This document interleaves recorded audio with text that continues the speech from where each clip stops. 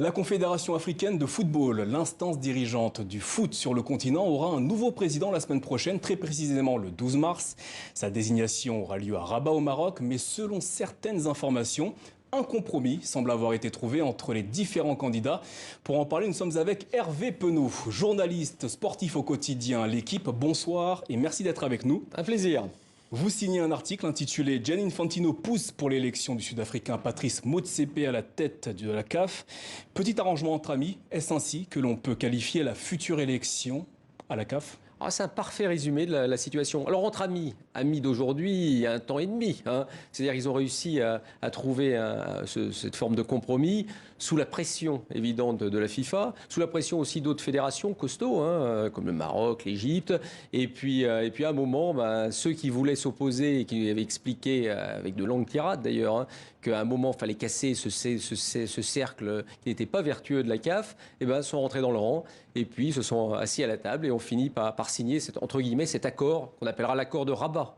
Donc, même s'il sera signé définitivement à Nouakchott, logiquement, en fin de semaine. Selon vos informations, c'est le candidat sud-africain qui devrait prendre la présidence de la CAF. C'est les miennes et puis d'autres, parce que c'est aujourd'hui, on sait que la présidence de la CAF, c'est pour Motsepe, première vice-présidence pour Senghor, deuxième vice-présidence pour Yahya Ahmed, et puis le quatrième larron, qui était Jacques Anouma, qui lui veut continuer. Alors on lui avait proposé un poste de conseiller spécial, mais visiblement il a envie de continuer l'aventure. Ça va être compliqué pour lui, il ne faut pas se mentir. Mais il va falloir attendre la décision aussi d'Alassane Ouattara, le président de la République ivoirienne, qui aura le dernier mot. S'il lui dit il arrête, il arrêtera. Alors justement, on voit s'afficher à l'écran les 4 candidats avec Augustin Senghor, Jacques Anouma, Patrice Motsepe et Yahya. Vous venez de le dire, ce scénario écrit le week-end dernier à Rabat ne semble pas conclure ou ne semble pas plaire à tout le monde. C'est notamment le cas du candidat ivoirien.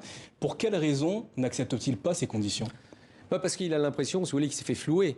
Lui, il voulait aller au combat parce qu'il avait une idée de ce qu'il voulait faire de la CAF. Comme d'autres d'ailleurs, Senghor avait été quand même assez direct aussi sur ce qu'il voulait. Il avait des propositions précises et il voulait surtout pas s'asseoir avec Motsepe notamment, pour lui donner le pouvoir de cette manière-là. Et d'ailleurs, au tout départ, lors des négociations, il n'était pas tout à fait d'accord avec ça. Il n'était pas d'accord pour devoir finalement se coucher, alors qu'il voulait absolument prendre la présidence de la CAF. Il avait des ambitions qui étaient légitimes. Et puis, quand il a vu que tout allait contre lui, et surtout Gianni Infantino, président de la FIFA. Qui a un rôle majeur, dans ce qui est en train de se passer. Et là, il a compris qu'en fait, d'une certaine manière, il allait se battre contre des moulins à vent. Il n'avait aucune chance de gagner. Alors, l'idée, c'est... Est-ce qu'il vaut mieux pas rentrer par ce biais-là comme vice-président et puis quitte à prendre la présidence un autre jour? C'est-à-dire surtout de ne pas se mettre trop à mal avec ceux qui vont diriger parce qu'on ne sait jamais ce qui peut se passer à la CAF. Anouma avait voulu à l'époque se présenter contre Hayatou.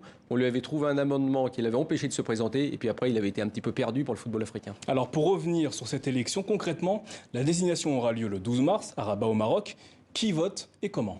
Ce sont les présidents de fédération qui décideront du sort du futur président. Donc c'est pour ça qu'il faut, on le sait d'avance, enfin d'une certaine manière on peut le savoir d'avance. C'est pour ça que Motsepe était venu en étant costaud, en expliquant en gros qu'il avait toute sa zone géographique, qui s'appelle la COSAFA, mais ce qui pouvait faire prêter à sourire parce qu'effectivement il y avait eu cette annonce officielle, c'est un bloc uni. Il faut savoir qu'ils n'ont jamais été complètement unis dans cette région-là, notamment envers l'Afrique du Sud, qui n'est pas toujours considérée comme un allié...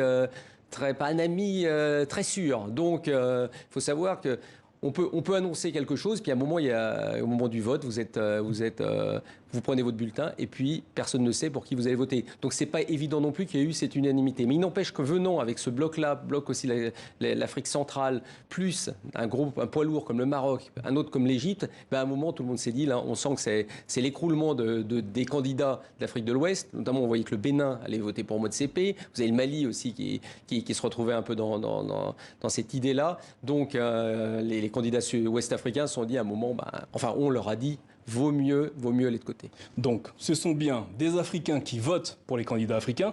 Pour quelle raison Gianni Infantino, le patron de la FIFA, tente-t-il de placer son candidat à la tête de la CAF ?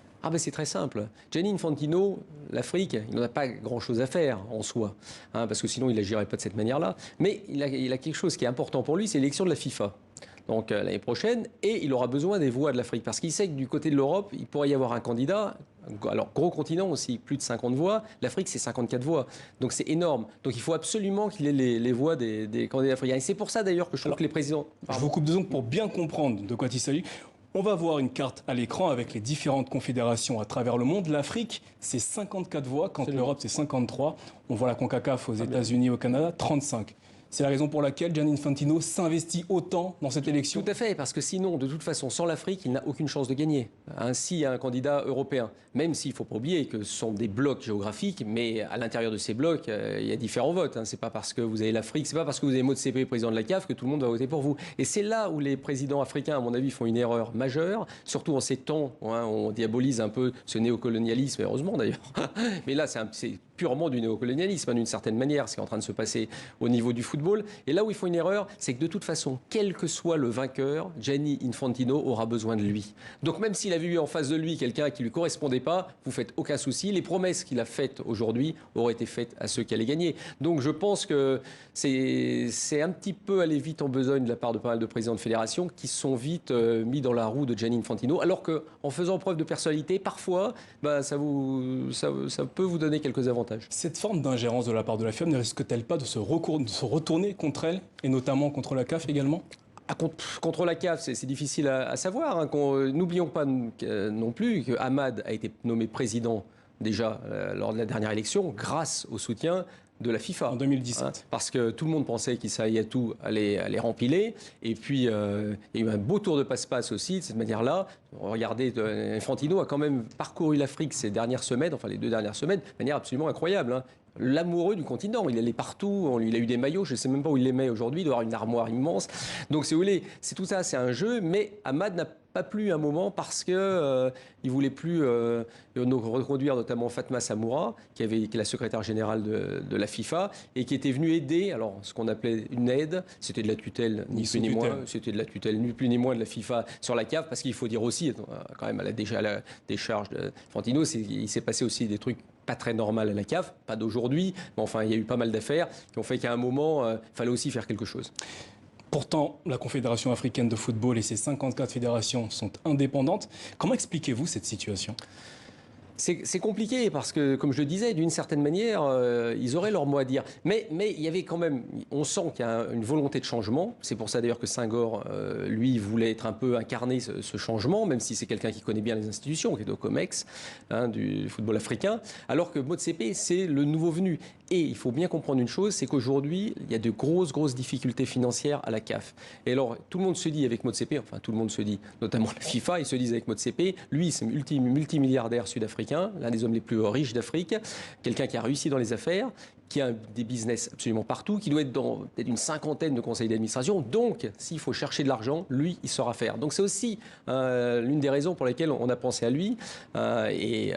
Peut-être justement qu'il arrivera à trouver cet argent-là, c'est une possibilité. Mais n'oublions pas aussi que derrière, il y a cette fameuse histoire de la CAN tous les 4 ans. La CAN est quand même l'événement majeur du football africain, celui qui rapporte de l'argent au football africain, et il est tous les 2 ans à cause de ça. Et du côté d'Infantino, on aurait bien aimé que ça passe tous les 4 ans, ce qui permettrait de faire souffler un petit peu pour la FIFA et d'avoir pouvoir mettre qu'il y avait pas mal de compétitions entre, et puis pour les clubs européens d'être pas mécontents non plus de laisser partir leurs joueurs une fois tous les 4 ans et non une fois tous les 2 ans.